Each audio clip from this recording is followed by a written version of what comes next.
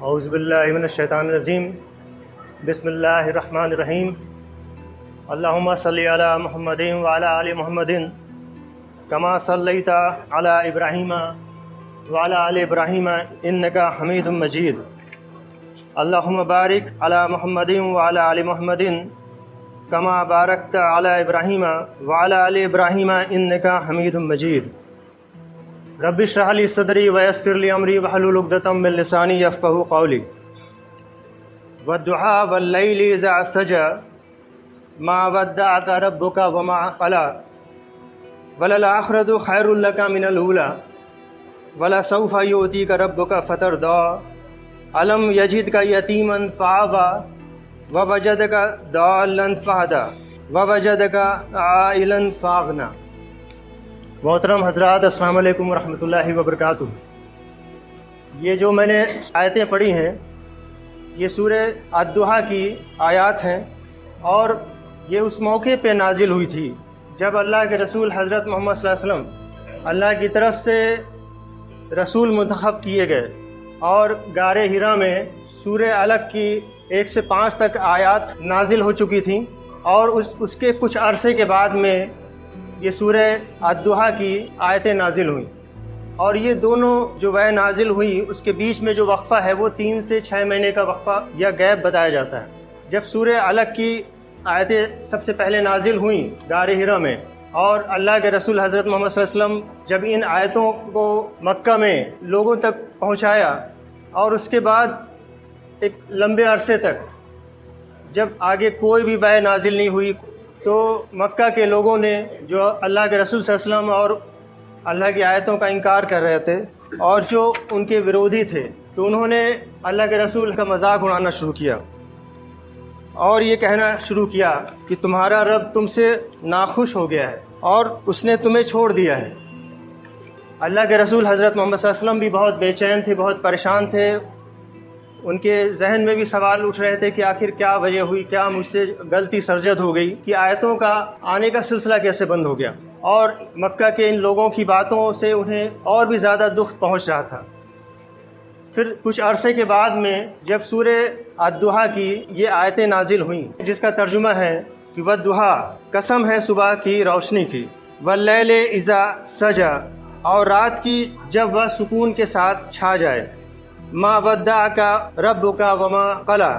تمہارے رب نے نہ تمہیں چھوڑا اور نہ ہی وہ تم سے ناراض ہوا، وللآخرۃ خیر لک من الأولی،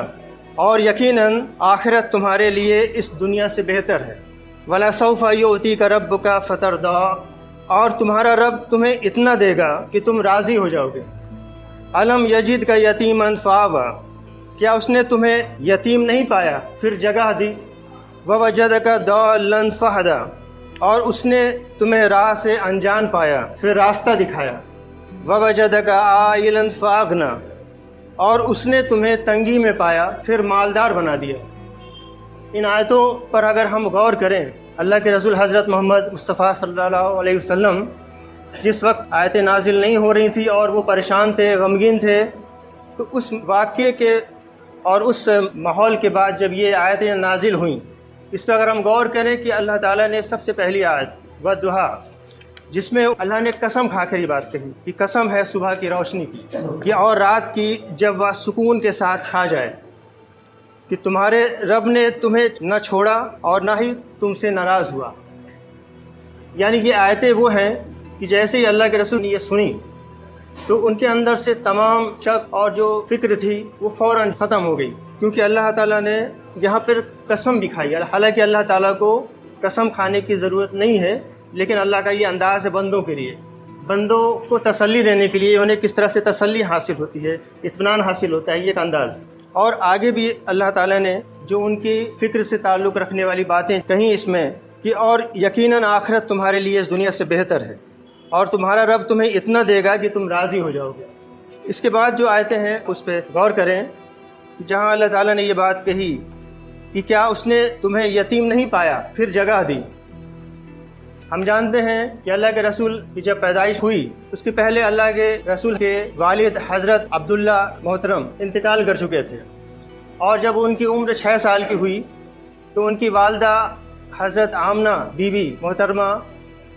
ان کا بھی انتقال ہو گیا، اور اس کے بعد اللہ کے رسول حضرت محمد صلی اللہ علیہ وسلم کے دادا حضرت عبد المطلب محترم نے آپ کی سرپرستی کی۔ حضرت عبد المطلب قریش کے بااثر قدر اور منزلت والے سردار تھے، اور ان کو اپنے پوتے یعنی حضرت محمد مصطفیٰ صلی اللہ علیہ وسلم سے بہت زیادہ محبت تھی۔ جب بھی حضرت عبد المطلب مکہ میں جب کعبہ میں اپنی ایک خاص جگہ پر بیٹھتے تھے تو اس وقت کوئی وہاں بیٹھ نہیں سکتا تھا، لیکن جب ننھے معصوم محمد صلی اللہ علیہ وسلم آتے تو وہ ان کو اپنے پاس بیٹھا لیتے اور کہتے کہ میرا یہ بیٹا یعنی پوتا بہت اونچے مقام پر پہنچے گا۔ تو جب اللہ کے رسول حضرت محمد صلی اللہ علیہ وسلم کے والد اور والدہ گزر گئے تو اسی سے یہ تعلق رکھتی ہے آیت جس میں اللہ رب العزت نے ارشاد فرمایا کہ کیا اس نے تمہیں یتیم نہیں پایا اور پھر جگہ دی۔ حضرت عبد المطلب محترم کی سرپرستی میں ہمارے رسول حضرت محمد مصطفیٰ صلی اللہ علیہ وسلم 2 سال تک رہے، اور اس کے بعد حضرت عبد المطلب محترم کا انتقال ہو گیا، لیکن انتقال کے پہلے انہوں نے وصیت کی کہ ان کے پوتے کی دیکھ بھال حضرت ابو طالب محترم کے ذمے وہ دے کے گئے، جو کہ ان کے بیٹے تھے اور ہمارے رسول اللہ صلی اللہ علیہ وسلم کے چچا تھے۔ حضرت ابو طالب محترم کا اپنے بھتیجے سے بھی بڑی محبت کا معاملہ رہا ہے، اور انہوں نے اپنے بھتیجے کو یعنی اللہ کے رسول حضرت محمد صلی اللہ علیہ وسلم کو اپنے بیٹے کی طرح ان کی پرورش کی۔ حالانکہ حضرت ابو طالب معاشی اعتبار سے یعنی آرتھک روپ سے بہت مضبوط نہیں تھے، لیکن انہوں نے رسول اللہ صلی اللہ علیہ وسلم کی دیکھ بھال میں کوئی کمی نہیں آنے دی۔ جب رسول اللہ صلی اللہ علیہ وسلم نبوت کا اعلان کیے اور اسلام کی دعوت دینا شروع کیا مکہ میں، تو وہاں کے قریش اور سرداروں نے حضرت ابو طالب پر دباؤ ڈالا کہ وہ اپنے بھتیجے کو روکیں۔ ایک بار قریش نے ان کو دھمکی تک دی، لیکن انہوں نے کہا کہ جب تک میں زندہ ہوں کوئی میرے بھتیجے کا بال باقا بھی نہیں کر سکتا۔ اللہ کے رسول حضرت محمد مصطفیٰ صلی اللہ علیہ وسلم کو اللہ نے رسول کے طور پہ منتخب کیا، اور قرآن کی آیتیں ان پر نازل ہوئیں، اللہ کی رہنمائی ان پر نازل ہوئی۔ یہ دوسرا معاملہ۔ اور تیسرا معاملہ کہ اللہ کے رسول جو کافی تنگی اور غریبی میں تھے، جب ان کا نکاح ہوا حضرت بی بی خدیجہ رضی اللہ تعالیٰ عنہا سے، اس کے بعد ان کی تنگی دور ہو گئی۔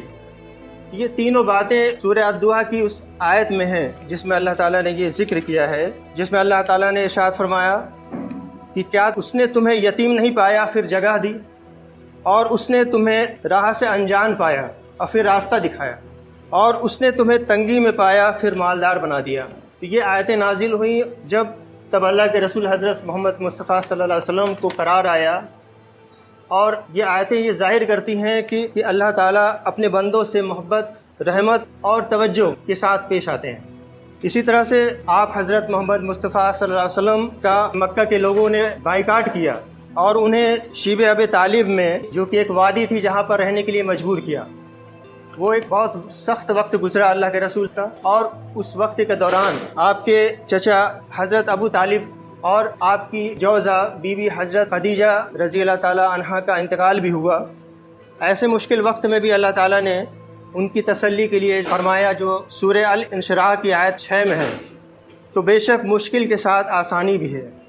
جب اللہ کے رسول مکہ میں اللہ کا پیغام پھیلا رہے تھے اور قریش ان کا مذاق اڑا رہے تھے، انہیں تانے دیتے اور انہیں جھوٹا کہتے تھے، تو اللہ تعالیٰ نے ارشاد فرمایا جو کہ سورہ الانعام کی آیت 33 میں ہے کہ ہم جانتے ہیں جو کچھ وہ کہتے ہیں وہ تمہیں غمگین کرتا ہے، لیکن حقیقت میں وہ تم کو نہیں جھٹلا رہے ہیں، بلکہ یہ ظالم اللہ کی آیتوں کا انکار کر رہے ہیں۔ اور اسی طرح سے جب مکے میں اللہ کے رسول حضرت محمد مصطفیٰ صلی اللہ علیہ وسلم کا رہنا مشکل ہو گیا، تو اللہ نے انہیں مدینہ میں ہجرت کرنے کا حکم دیا۔ اس کا ذکر بھی سورہ التوبہ کی آیت 40 میں آیا، جس میں اللہ رب العزت نے ارشاد فرمایا کہ اگر تم اس کی مدد نہ بھی کرو تو یقیناً ہی اللہ نے اس کی مدد کی تھی جب اللہ کی آیتوں سے انکار کرنے والوں نے اسے نکال دیا تھا۔ یہ مثال اللہ کے رسول حضرت محمد صلی اللہ علیہ وسلم کی ہے کہ اللہ نے ان کی تسلی اور ان کی مدد کی، رہنمائی ان کو عطا کری، لیکن اس کے باوجود بھی آتا ہے کہ لوگ اللہ کی قدر نہیں کرتے جس طرح سے کہ اس کی قدر کرنے کا حق ہے۔ یہ بات سورہ الزمر کی آیت 67 میں اللہ تعالیٰ نے ارشاد فرمایا، جس کا ترجمہ ہے کہ انہوں نے اللہ کی قدر نہیں پہچانی جیسی اس کی قدر پہچاننے کا حق ہے، اور قیامت کے دن پوری زمین اس کی مٹھی میں ہوگی اور سارے آسمان اس کے دائیں ہاتھ میں لپٹے ہوئے ہوں گے۔ وہ پاک اور بلند ہے ان چیزوں سے جنہیں وہ اس کا شریک ٹھہراتے ہیں۔ اور ہم شروع سے لے کے آج کے وقت تک میں بھی اگر غور کریں تو لوگوں کا معاملہ اکثر دیکھنے میں آتا ہے کہ وہ اللہ کے مقابلے میں دوسروں سے اس طرح سے محبت کرتے ہیں جیسی حقیقت میں محبت اللہ سے کرنی چاہیے۔ چاہے ہم انسانوں میں کسی بھی قوم کو دیکھ لیں کہ کہیں پر وہ اپنے ماں باپ کو خدا کے درجے سے اوپر بڑھا دیتے ہیں، کہیں اپنے استاد یا بزرگوں کو یا کسی اور چیز کو، یعنی اپنی خود کی بنائی ہوئی چیزوں کو، بے جان چیزوں کو بھی وہ خدا سے بڑھ کر جو ہے اعلیٰ درجے پہ پہنچا دیتے ہیں اور ان سے اس طرح محبت کرتے ہیں جیسی محبت خدا سے کرنی چاہیے۔ اسی سلسلے میں اللہ رب العزت نے ارشاد فرمایا جو کہ سورہ البقر کی آیت 165 میں ہے کہ اور کچھ لوگ ایسے بھی ہیں جو اللہ کے سوا دوسروں کو اس کا برابر بنا لیتے ہیں اور ان سے ایسی محبت کرتے ہیں جیسی محبت اللہ سے ہونی چاہیے، لیکن جو ایمان والے ہیں وہ سب سے بڑھ کر اللہ سے محبت کرتے ہیں۔ اور کاش یہ ظلم کرنے والے یعنی شرک کرنے والے جب عذاب دیکھیں تو جان لیں کہ ساری طاقت اللہ ہی کے لیے ہے اور اللہ عذاب میں بہت سخت ہے۔